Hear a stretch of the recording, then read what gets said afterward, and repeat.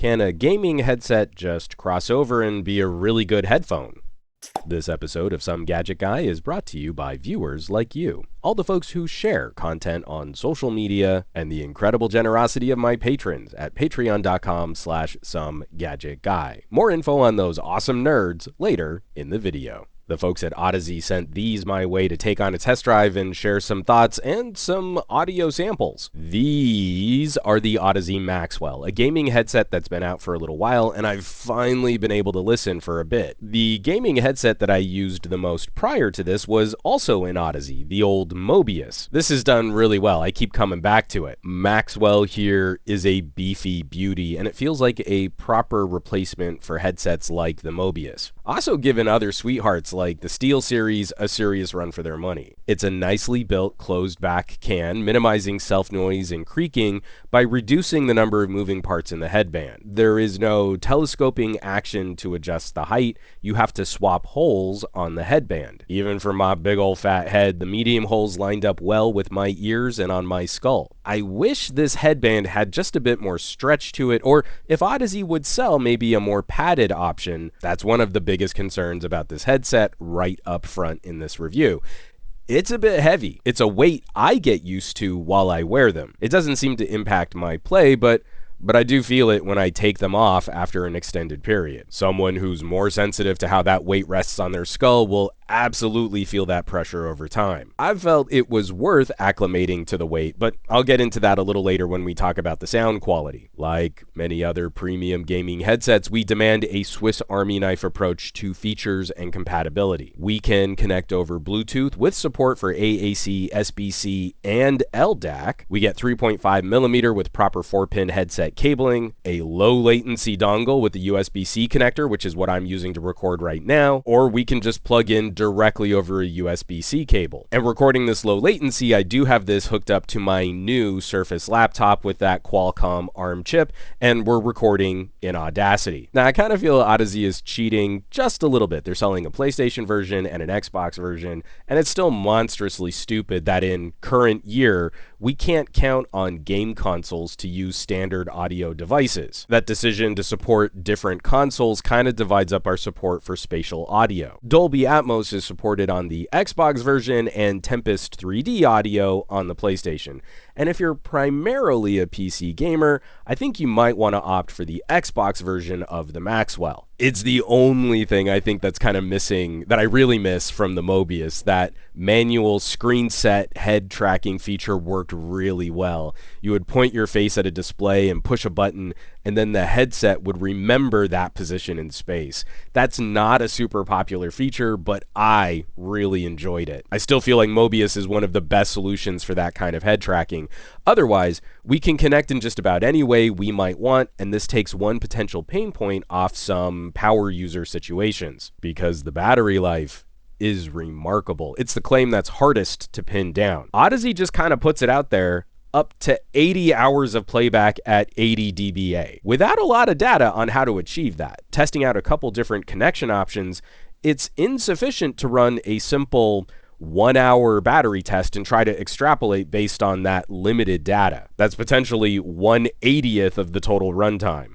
So trying to track down differences between Bluetooth and the low latency dongle, and considering the larger planar drivers, we might lose some runtime with that low latency option. But we should still be well over 50 hours, and often closing in on 60 hours of playback, even if you listen loud. You should easily be able to hit 5 days of playtime if you game constantly from sunup to sundown. So I think that's fine. I think the battery life is better than fine.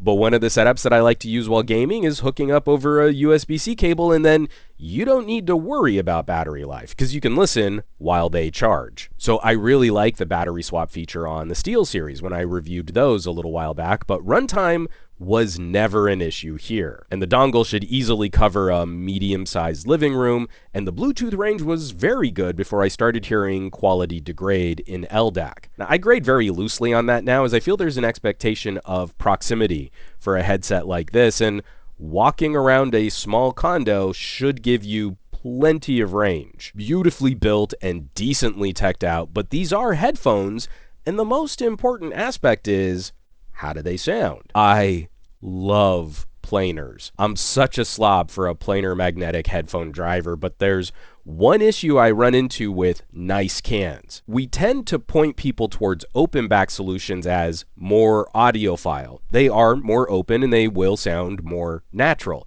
But I also live in a busy house in a neighborhood by a busy school, and I can't always count on my environment to be audiophile clean. So I personally love having a good closed back broadcast style solution at hand, even though I know it won't have as open or as natural a soundstage. There's nothing quite like listening to new music at like 1 in the morning on some beautiful open headphones when everything is shut down and everything is quiet.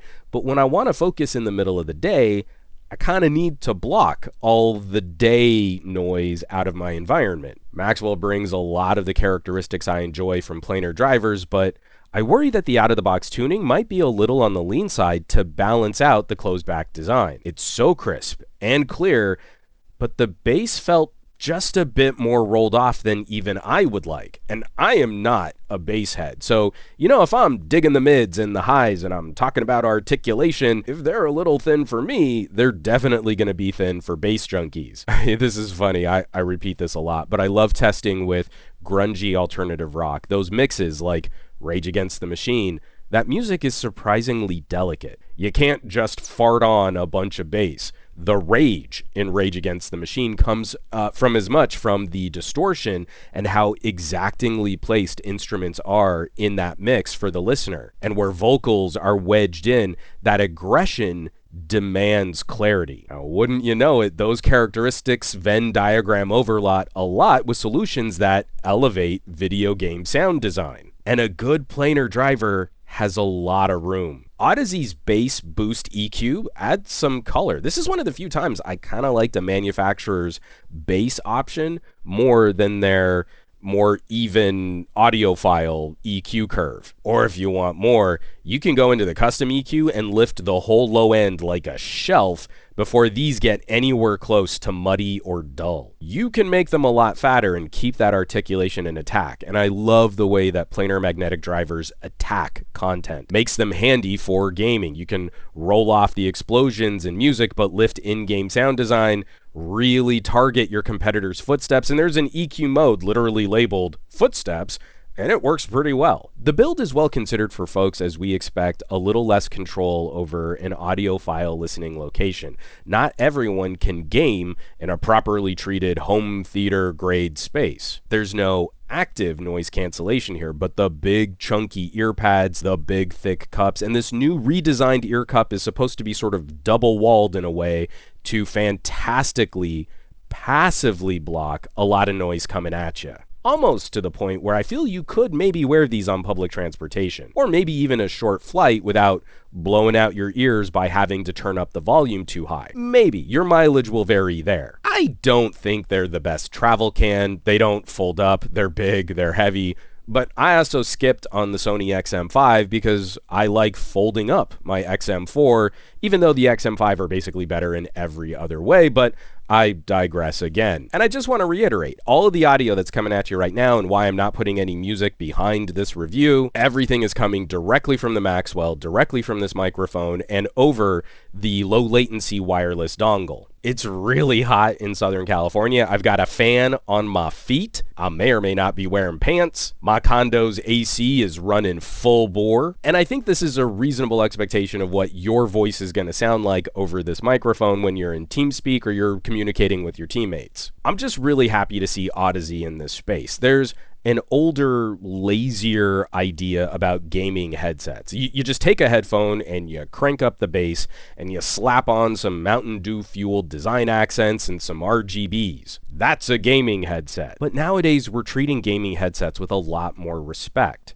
There's still a small divide in different gaming features and sound quality. It's not controversial to say $300 is a lot to spend on a gaming headset, but it's not really a lot to spend on a broadcast style, closed back planar magnetic headphone. There aren't many options that fit that criteria. Not like dynamic driver broadcast headsets. I can run my old Sony HD25s or Bare Dynamic cans, and those certainly don't come with the flexibility of connection options that we see from the Maxwell. There's no one-size-fits-all solution where we can rank gaming headsets on a scale of gooder and badder and say that one is the obvious winner, because every ear is different. Plus, when we climb to premium gaming prices, I mean, obviously features and build quality matter, but we start blurring the lines between gaming and legit broadcast solutions. We can get pretty granular on this stuff, so we should get specific about who a premium headset is for. It's a brilliant fight comparing against something like the SteelSeries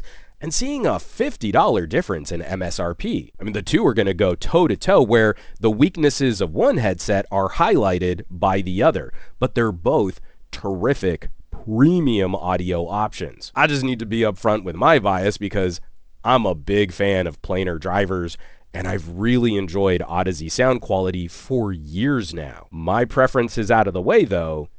Maxwell is unique.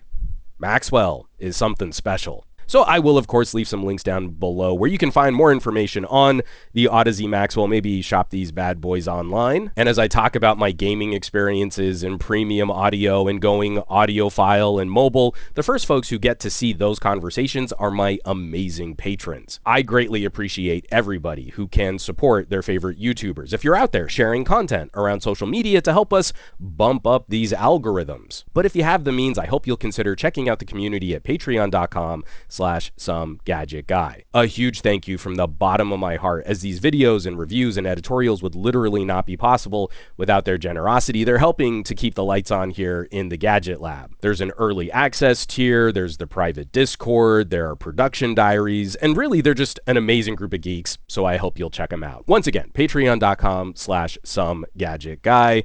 Now, you know where you can find me around the rest of the internet, at SomeGadgetGuy, basically everywhere, but these days I'm spending a bit more time on the Mastodons, a little less so on the Facebooks and the Instagrams, and definitely not on the Twitters, and I will catch you all on the next review.